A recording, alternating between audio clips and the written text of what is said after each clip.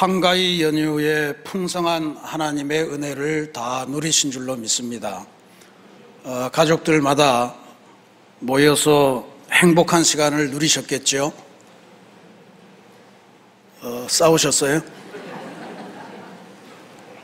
바라기는 가정의 의미와 소명, 또 가정을 통해 주신 하나님의 비전을 잘 다지시고 온 가족이 하나님을 의지하는 신앙 공동체, 또 하나님을 예배하는 공동체로 변화하는 그러한 가능성, 이런 것들이 조금이라도 나타나고 진전되었기를 간절히 기도드리겠습니다.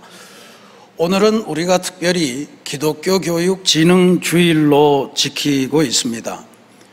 그러니 여러분들 오늘 하루라도 우리 교회학교 선생님들 또 학생들을 위해서, 또 교회학교만이 아니죠, 우리 장년들의 신앙교육을 위해서도 여러분들이 특별히 기도해 주시기를 부탁드립니다. 교회에서는 오후 예배가 끝난 다음에 7층 애찬실에서 교사들을 위한 사은회를 개최할 예정입니다. 또 지금 보셨다시피 세신장학회가 선정한 2024년 2학기 장학생들에게 장학금을 수여하는 의식도 진행을 했습니다. 또 오늘 오후 예배는 그동안 세신장학회를 통해서 장학금을 받고 성장한 우리 장학생 동문회가 있는데, 그 동문회 회원들이 헌신 예배로 드리도록 그렇게 준비하고 있습니다. 저는 우리 장학위원회가 단순한 위원회가 아니고 장학재단쯤으로 성장하기를 간절히 기도하고 있습니다.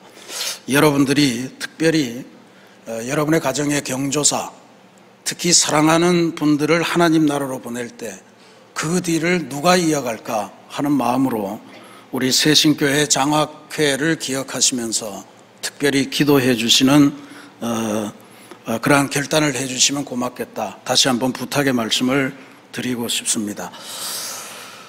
지금 우리는 아주 기적처럼 가을 날씨를 맞이하고 있습니다만, 이번 추석은 추석이 아니라 하석이다, 그런 말들이 막 오고 가고 그랬습니다. 너무너무 뜨거웠습니다. 전국적으로 35도를 넘는 무더위가 특별히 추석 당일 그 다음 날까지 계속 되어놨으니까 이게 가을 추자 추석이 아니고 여름 하자 하석이다 라고 부르는 것도 전혀 낯설지 않았습니다. 오죽했으면 이런 사진이 신문에 올랐을까요? 한복을 예쁘게 입혔는데 다 귀찮은 거예요. 너무 더워서. 그래서 그런지 연휴가 길었음에도 불구하고 통행량은 작년보다 더 줄어서 이리저리 뭐 큰 어려움이 없었다, 이제 그렇게 전해옵니다만, 하여튼 창조절에 맞이하는 추석, 이 하석의 현실을 보면서 진짜로 하나님의 창조 세계가 너무 아프구나, 병들었구나 하는 것을 다시 한번 깨닫게 됐습니다. 그래서 창조 세계 회복을 위해서 우리들이, 사실은 인류 전체가 삶의 스타일을 바꾸면 간단하게 해결될 문제 같습니다만 그게 쉽지 않으니 이 창조절을 지키면서 창조세계 회복을 위해서 간절하게 기도하는 우리 새신 교우들부터 삶의 방식을 한번 전환해보는 그러한 결단을 하시는 게 어떨까 제안해보고 싶습니다. 쉽지 않은 일이죠. 그래서 우리 창조질서회복위원회가 주관하는 자발적인 불편운동, 올해 2번째로 시행합니다. 불편 액션 시즌 2인데 숨을 위한 푸른 하늘을 위한 그러한 행동을 시작을 해보는데, 한 달 동안 우리들의 삶을 한번 점검도 하고 바꿀 건 바꿔보고 창조질서 회복을 위해서 어떤 삶을 살아야 이게 되는 건가 하는 것을 실험해 봅니다. 작년에는 딱 40명 선착순 받아서 했거든요. 올해는 인원 제한이 없는 것 같습니다. 여러분들이 모두가 함께 하셔서 주보를 잘 참고하시고 어떻게 신청하는지 해서 우리들의 의지를 한번 모아보는, 그래서 하나님의 창조 세계를 회복하는 그리스도인으로 변화하는 그러한 창조절이 되기를 간절히 기도하며 바랍니다. 오늘 우리가 봉독한 시편 1편, 이 시편 1편은 우리 그리스도인들이 너무너무 사랑하고 애송하는 그러한 그 성경 말씀 중에 하나입니다. 시편이 전체 150편으로 되어 있는데요, 시편 안에는 진짜 인생으로서 겪을 수 있는 기쁨, 또 슬픔, 분노, 아픔, 뭐 이런 모든 것들이 다 포함되어 있습니다. 그래서 시편을 쭉 읽노라 보면 하나님이 어찌 내 마음을 이렇게 잘 아실까 할 정도로 그런 구절들이 정말 우리 말로 내 속을 뒤집어서 보여줄 수도 없고 뭐 이런 억울함 같은 것들이 많은데, 그러한 것들을 호소하는 것들이 상당히 많습니다. 근데 그 150편 시편의 첫 구절은 문장이 아닙니다. 우리 성경은 문장으로 복 있는 사람은 이렇게 나오지만 히브리어 자체로 보면 이거는 단어로 되어 있습니다. 복 있는 사람, 아슈레이 이렇게 딱 나옵니다. 이게 뭔 말이냐 하면 시편 150편이 하나의 큰 집이라면 집이고 무슨 덩어리라면 덩어리인데, 그 앞에 집이라고 치면 현관이 있고 현관에 문패가 집의 이름을 나타내는 간판이 하나 크게 걸려 있는데, 그 간판에 뭐라고 쓰였냐 하면 복 있는 사람 이렇게 쓰여 있습니다. 일반 사회에서는 복 있는 사람 이런 말을 잘 안 씁니다. 행복한 사람 이런 말을 쓰겠죠. 그래서 오늘 설교 제목은 행복한 사람 이렇게 적어봤습니다만, 이게 시편 기자가 하나님에게 우리의 일생을 토로하면서 갖는 가장 핵심적인 주제는 하나님이 기뻐하시는 행복한 사람이 되는 것입니다 라고 하는 것을 이야기하는 거예요. 그래서 세상의 기준이 아니라 하나님의 기준에서 볼 때 누가 행복한 사람인가, 어떤 이가 행복한 사람인가, 어떤 이는 불행한 사람인가 하는 것을 알려주는 귀한 말씀이 바로 이 시편 1편의 말씀입니다. 시편 1편의 저자는 시편에서 이제 행복한 사람을 규정하면서 행복한 사람이 되기 위한 첫 번째 조건으로 죄악을 어떻게 인식할 거냐라고 하는 문제를 우리에게 던집니다. 죄의 본질, 이것을 잘 피해가는 것이 행복한 사람이 되는 첩경이다 이런 이야기죠. 1절 말씀이 그 죄의 본성을 아주 신랄하게 우리에게 보여줍니다. 복 있는 사람은 악인들의 꾀를 좇지 아니하고 죄인들의 길에 서지 아니하며 오만한 자들의 자리에 앉지 아니한다 그랬습니다. 죄의 문제를 이렇게 설명을 해요. 악인들의 꾀, 죄인들의 길, 오만한 자들의 자리. 이 히브리어 표현으로 점증법입니다. 그러니까 점점 단계를 높아가면서 그렇게 죄라고 하는 문제를 그렇게 인식하는 거예요. 이 악인의 꾀, 죄인의 길, 오만한 자의 자리, 꾀와 길과 자리라고 하는 것을 가만히 묵상하다 보면 하나님 앞에서 죄인이라고 하는 사람들, 혹은 오늘 우리 설교 제목대로 한다면 이 땅에서 불행한 삶을 살아가는 사람들은 어느 날 한순간에 갑자기 불행해진 것이 아니라는 이야기입니다. 은연중에 꾀가 스며들었고 그 꾀를 쫓아내지 않고 밭에서 같이 길에 서서 같이 다녔고, 그러다 보니 그 다음에는 아예 그것이 자리를, 우리 삶 안에 또아리를 틀고 그 자리를 함께 즐기고 그렇게 살아온 결과가 그렇게 됐다. 보이지는 않았지만 느끼지는 못했어도 그런 과정이 있었다라고 하는 것을 알려줍니다. 처음에는 그저 악인들의 꾀, 생각 한 번에 그거 괜찮겠는데 뭐 이런 생각을 해보는 거예요. 그 다음에는 그 생각을 처음에 한번 해보니까 뭐 하나님이 별로 벌도 안 주고, 그러니까 이것도 괜찮은 것 같아, 재밌는 것 같아 그러면서 같이 이렇게 적극적으로 시도하다가 아예 그 다음부터는 하나님을 떠나서 자리를 만들고 그렇게 해서 죄를 양산하는 그러한 상태로 들어간다, 이런 이야기로 들을 수가 있습니다. 이 말씀은 자세히 보면 우리들의 삶에 죄가 어떻게 파고드는가, 아니면 죄가 어떻게 스며드는가 하는 것에 대한 것들을 아주 정확하고 면밀하게 보여줍니다. 대표적으로 우리가 생각해 볼 수 있는 것이 아담과 하와가 처음으로 범죄할 때의 이야기입니다. 처음에 뱀이 와서 저거를 먹으면 너네들이 하나님 비슷해질 거야 라고 하는 그 말에 솔깃해졌습니다. 그러고 나서 그 선악과를 보니까 먹음직도 하고 보암직도 하고 뭐 이래 가면서 큰 문제가 없을 것 같아서 뱀과 더불어서 그걸 함께 그 자리에 서서 그 길에 들어서게 되죠. 그러면서 하나님에게 꾸지람을 받고 하나님의 얼굴 보기가 못하고 피하고 뭐 그러다가 결국은 어디에 가서 자리를 잡냐 하면 에덴 동산에서 쫓겨나서 에덴의 동쪽 거기 가서 자리를 잡고 죄악 가운데 살면서 이런저런 제한을 갖는 인생으로 변화되면서 오늘 우리에게까지 이루고 있는 것, 그런 이야기입니다. 욥기에 나오는 표현을 빌면 죄라고 하는 것은 그 시작은 미미하지만 결과는 대단히 창대합니다. 그러니까 그 사도 바울도 죄는 장성한다고 그랬거든요.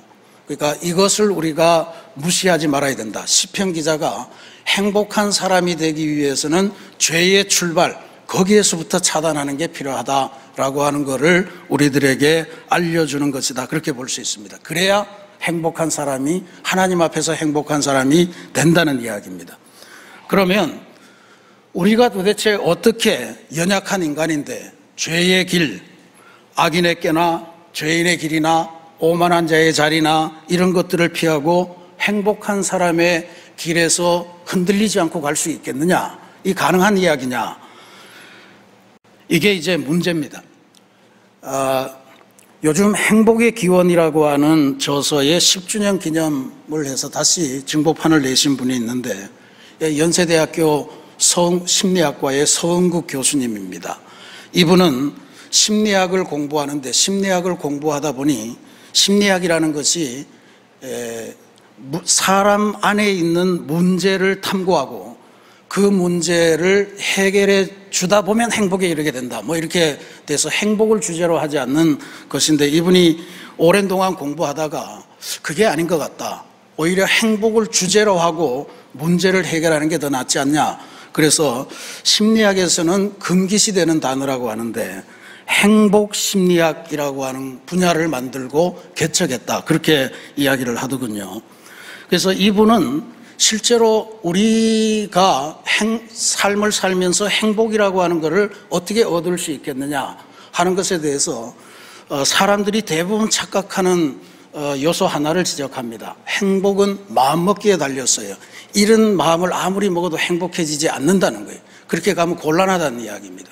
그러니까 주관적인 행복, 삶이 주관적이긴 하지만 행복이 지속되고 풍요로우려면 마음 먹는 거, 삶은 아주 엉망인데 나는 행복한 사람이야 이렇게 마음 먹는다고 되는 게 아니라는 거예요. 이분이 주장하는 이야기는 우리의 주변이 행복할 수 있는 환경으로 변화시켜야 우리의 삶이 행복을 영속할 수 있고 또 풍요롭게 누릴 수 있다, 이런 이야기를 합니다. 좀 어려운 이야기지만 주변의 환경, 사회적인 환경이 행복할 수 있는 조건으로 만들어야 돼요. 몇 가지 의미가 있습니다. 이게 하나는 이 세상이 다 불행한데 나만 행복하려고 하는 노력, 그거 헛되다, 이런 이야기예요. 나만 행복하려고 하는 거. 세상은 다 무너지는데. 근데 그건 우리 지금 찬송한 것처럼 애통하는 이에 복이 주시는 복, 그건 우리 기독교에서는 그렇게 이야기하잖아요. 그리고 또 이 주변 환경이 행복해지는 것이 중요하다라고 하는 것은 바로 그런 의미에서 가령 대한민국이 지금 여러 가지로 어려운데 나는 행복하게 해주십시오, 이런 기도보다는 대한민국이 행복해지면 내 행복이 길게 갈 수 있고 내 행복이 증폭될 수 있고 그렇다는 이야기예요. 나만 부자 되면 불안해집니다. 근데 모두가 함께 부자 되는 사회에 이르면 내부가 훨씬 더 행복해질 수 있다, 뭐 그런 게 이분의 주장입니다. 제가 이걸 보면서 시편 1편의 말씀도 우리 그리스도인들에게 그런 선언을 하는 것 같다, 그런 깨달음을 갖게 됐습니다. 하나님 앞에서 행복하게 산다고 하는 건 나는 하나님을 믿기 때문에 행복합니다, 이런 거를 입으로 대낸다고 행복해지는 게 아니란 이야기예요. 시편 시인은 사람이 행복하려면 죄로부터 멀어져라 라고 하는 것을 하고, 그 다음에 죄로부터 멀어지려면 주변을 뭔가 단도리를 해야 된다라고 하는 그런 말씀을 해주는데, 그게 바로 2절의 말씀입니다. 여호와의 율법을 즐거워하며 그의 율법을 주야로 묵상하는도다. 죄로부터 멀어지는 비결입니다. 죄가 스며드는 것을 방어하기 위해서는 나는 행복하다 이걸 떠드는 게 아니고 우리의 주변을 하나님의 말씀으로 둘러싸고 죄가 엄습하지 못하도록 만드는 그런 환경 조성이 필요하다는 이야기예요. 대만이라고 알려진 나라의 공식 이름은 중화민국입니다. 중화민국이 2차 대전 말기에 이제 중국에서 쫓겨나서 대만이라는 섬에 자리를 잡고 나라를 만드는데 그때 중화민국의 헌법을 초안했던 위원 중에 한 분 중에 기독교인으로 유명한 법 철학자가 계십니다. 오경웅 선생이라는 분인데 이분이 기독교인이에요.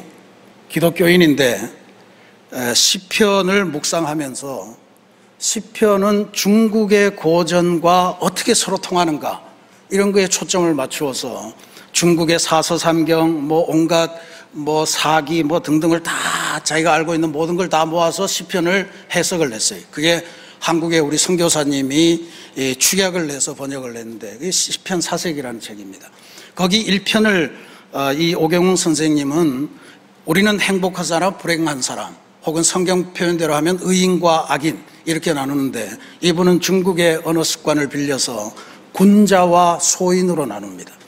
소인이라고 하는 거는 당장 어떻게 살까, 나만 어떻게 행복해질까, 그러기 위해서 남의 이익을 질투하고 내가 올라가려면 남을 짓밟고 오늘 무엇을 먹을까, 무엇을 마실까 이런 것만 생각하는 사람인데 군자의 대로는 그런 게 아니라는 거죠. 이 땅을 살아가지만 하늘의 큰 뜻을 보고 세상에 널리 공평한 일을 행하고 이런 것이 이제 군자들이 갖는 삶인데 이 시편에 나타나는 이 의인 행복한 사람을 군자의 삶이라고 이야기하면서 이 여호와의 율법을 즐거워하여 라고 하는 것을 어떻게 해석하냐 하면 하늘을 닮으려고 애쓰는 군자의 삶 이렇게 번역을 했습니다. 하늘을 닮으려고 애쓰는 삶 멋있지 않습니까? 이 땅에 발붙이면서 아둥바둥 살아갈 수밖에 없는 게 인생이지만 그래도 우리들의 눈은 하늘에 있습니다. 그래서 저 하늘의 너른 품을 닮아서 살아가고 싶습니다 라고 하는 게 바로 군자의 삶이라는 거예요. 이걸 봤는지 모르겠는데 천주교와 개신교가 우리나라에서 함께 번역한 공동번역 성경이라는 게 있습니다. 그 공동번역 성경에는 즐거워하여 라고 하는 말을 낙으로 삼아 그렇게 번역을 했습니다. 훨씬 이해하기 쉽게 번역을 했습니다. 이렇게 번역된 거예요. 야훼께서, 야훼는 여호와의 올바른 발음입니다. 야훼께서 주신 법을 낙으로 삼아 밤낮으로 그 법을 되새기는 사람 그렇게 나옵니다.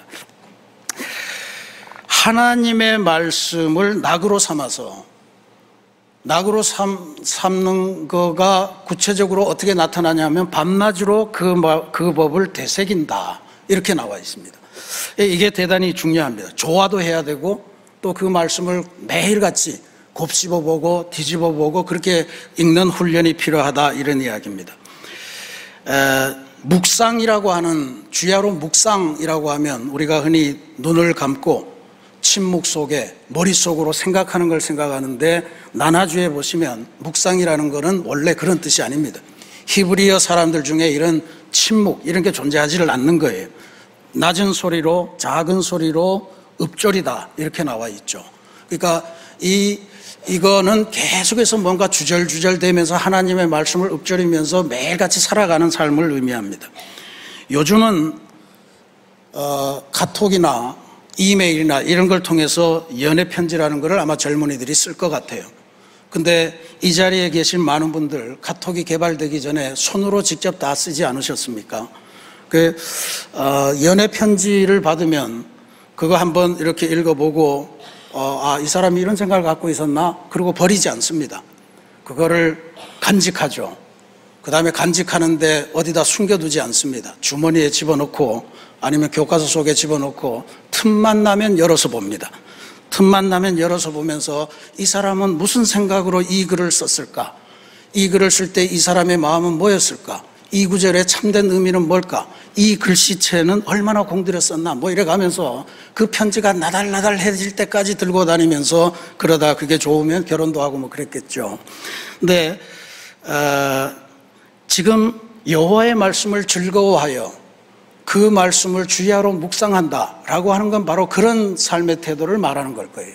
하나님의 말씀이니까 설교 시간에 한번 듣고 내가 좋아하는 말씀은 외우고 그런 게 아니고 언제나 말씀을 들고 다니면서 되돌아보고 또 하나님의 마음은 무엇이었을까 모르면 물어보고 그렇게 해서 성경 공부에 참여하고 그리고 그렇게 해서 성경 말씀을 공부하면서 성경 말씀이 나를 끌고 가는 그러한 인생으로 변화되는 게 바로 야훼께서 주신 법을 낙으로 삼아 밤낮으로 그 법을 되새기는 사람, 그 사람이 갖는 삶의 습관일 거다. 이렇게 우리의 주변을 이렇게 해놓으면 그 다음에 죄의 길, 그러니까 악인들의 꾀도 물리칠 수 있고 죄인들이 함께 와서 유혹을 해도 물리칠 수 있고 이거 하면 대박이 날 거야 하면서 정식으로 제안해도 그것을 의연하게 물리칠 수 있는 그러한 사람, 결국에는 행복을 성취하는 사람이 된다, 이런 이야기입니다. 이 마지막으로 시인은 3절 이후부터는 그러면 불행한 사람과 행복한 사람이 실제로 어떻게 나눠지는가 하는 것을 아주 선명하게 비교하면서 이야기합니다.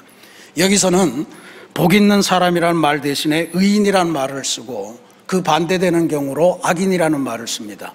오해하지 말아야 될 것은요, 의인이라고 하는 것은 한 점 흠없는 사람, 악인이라고 하는 것은 날마다 범죄하는 사람, 그러니까 날마다 누군가를 구타하고 날마다 누군가를 사기치고 날마다 누군가의 거를 훔치고 뭐 이런 거를 하는 사람이라고 해석하시면 안 됩니다.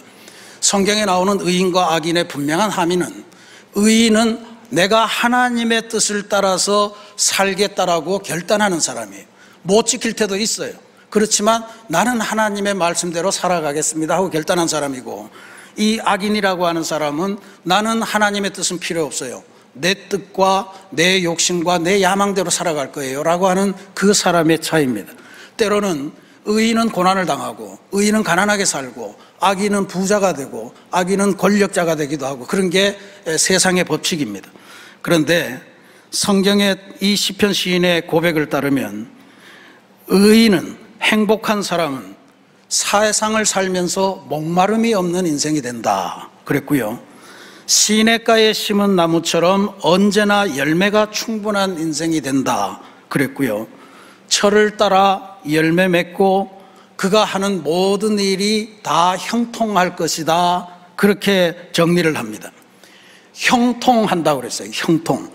이 영어 성경에 보면 그냥 번영한다 이렇게 돼 있는데 그렇게만 넘길 수가 없는 말입니다. 형통하다 할 때 형자 한문으로 이렇게 쓰는데, 저 형자의 1번의 뜻은 형통하다, 그렇게 2번에 가면요 제사 지내다 이런 뜻이 있습니다. 여러분, 제사를 왜 지냅니까? 우리의 현실을 하늘하고 연결시키는 게 제사고 예배 아니에요. 우리가 제물을 드려서 하나님을 기쁘시게 하고 하나님께서 우리에게 복을 내리시고 이게 통하는 거예요. 하늘과 인생이 통하는 것, 그게 형통입니다. 그러니까 우리가 사업을 할 때 뭔가 우리의 통장에 재물이 막 쏟아 들어오고 이런 걸 형통이라고 생각하기 쉽지만 그게 아닙니다. 우리가 이 땅에서 발붙이고 분투하면서 살아갈 때 하나님의 돌보심이 우리에게로 내려오고 하나님의 인도하심이 우리와 함께하고 내가 몰랐던 하나님의 뜻이 나의 삶을 인도하는 그 기쁨에 사로잡히는 것, 이게 행통이에요. 그래서 어떤 일을 하든지 내가 가는 그 길이 하나님이 기뻐하시는 길이 되고 내가 하는 일이 하나님이 기뻐하시는 일이 되는 그러한 삶을 살아가는 건데, 이게 어떤 경우에 나타나냐? 바로 의인에게 주시는 복이다. 하나님의 말씀을 좋아하고 그 말씀을 주야로 읊조리는 그 사람에게 주시는 복이다라고 하는 그 말씀입니다. 반면에 악인의 삶이 어떤가? 악인의 삶이 어떤가 하는 거 4절 한번 보십시오. 악인들은 그렇지 않으며 오직 바람에 나는 겨와 같도다 그랬습니다. 여러분, 겨를 잘 아시죠? 곡식을 알맹이를 싸고 있던 껍데기가 겹니다. 물론 이 겨를 모아다가 베개 속에 넣으면 뭐 잠도 잘 오고 어쩌고 해서 뭐 그렇게 쓰기도 합니다만, 어쨌든 알맹이가 없는 겨는 채로 까불면 순식간에 날아갑니다. 그리고 바람이 한번 세게 불면 그냥 모아 놓을 수도 없는 그런 형태예요. 세상에서 아무리 떵떵거리고 세상에서 아무리 부귀영화를 누려도 하나님의 뜻에서 떠난 부귀와 영화, 복이라고 하는 것은 바람에 나는 겨와 같다라고 하는 것이 시편 시인의 고백이고 하나님의 규정입니다. 왜냐하면 어떻게든 어떤 경우에든 늘 죄인의 꾀, 또 음모 이런 것들에 휘달리기 때문에 결국은 모아놓은 재산이 제대로 유지될 수가 없고 쌓아놓은 명성이 제대로 유지되지가 않습니다.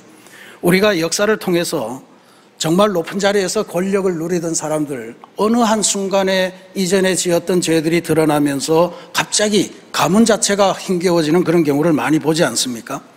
하나님의 진리의 바람이 불 때 우리의 인생이 어떻게 되겠느냐라고 하는 것을 생각하셔야 됩니다. 하나님의 진리의 바람이 불 때 시냇가에 심은 나무처럼 그 바람을 즐거워하고 흔들리면서 하나님을 찬양하는 인생이 될 것이냐, 아니면 하나님의 바람이 불 때 온데간데 없이 사라져버리고 마는 그러한 겨와 같은 그러한 인생을 살 것이냐, 이게 우리가 결단해야 될 문제입니다. 사랑하는 우리 새신교회 성도 여러분, 시편 시인은 이 시를 이런 말로 정리합니다. 6절에 의인들의 길은 여호와께서 인정하시나 악인들의 길은 망하리로다. 인정한다는 것은, 인정한다는 말은 칭찬하다라고 하는 말로 해석하시면 정확합니다. 의인의 길, 행복한 사람은 하나님께서 칭찬하시는 삶이고, 그렇지 않은 삶은 결국은 멸망에 이른다라고 하는 섬뜩한 말씀입니다. 그러니까 하나님께서 우리들 앞에 인생을 주시면서 두 가지 갈래를 내놓아 주셨다는 거예요. 하나님이 인정하시고 하나님의 형통을 누리고 하나님의 말씀을 즐거워하고 시냇가에 심은 나무 같은 그런 열매를 맺는 복된 인생이 될 거냐, 아니면 하나님께서 인정하지 않으시고 또 의인들의 모임에는 가지도 못하고 뭘 이루었더라도 결국은 바람에 나는 겨처럼 멸망의 길로 가는 그러한 인생으로 갈 것인가, 이걸 우리가 지금 결단해야 될 시점에 처해져 있습니다. 오늘 우리 기독교 교육진흥주의를 보내고 있는데, 우리는 다 살았다 손 치더라도 우리들의 자녀들은 어떤 길을 갈 건가, 이것은 우리가 결단을 해야 될 것입니다. 우리 자녀들이 절대로 바람에 나는 겨 같은 인생으로, 그게 좋다고 그렇게 세상을 따라가는 그러한 인생으로 흘러가지 않도록 방어해 줘야 될 것입니다. 세상의 이익을 쫓기 위해서 악인의 꾀가 와도 쉽게 귀 기울이고, 죄인이 함께 길을 가자고 해도 쉽게 동행하고, 그리고 오만한 자가 여기에 좋은 자리를 만들어 놓고 대박의 판을 열었으니 우리가 함께 하자 할 때 당연하게 거부할 수 있는 그러한 인생으로 걸어가도록 그렇게 기독교 교육을 해야 할 줄로 믿습니다. 오직 하나님의 말씀을 즐거워하여 주야로 묵상하면서 하나님의 인정을 받고 하나님의 형통을 누리는 시냇가에 심겨진 나무 같은 행복한 사람들, 행복한 자녀들, 행복한 식구들, 행복한 교인들이 다 되시기를 주님의 이름으로 축원합니다. 같이 기도하겠습니다.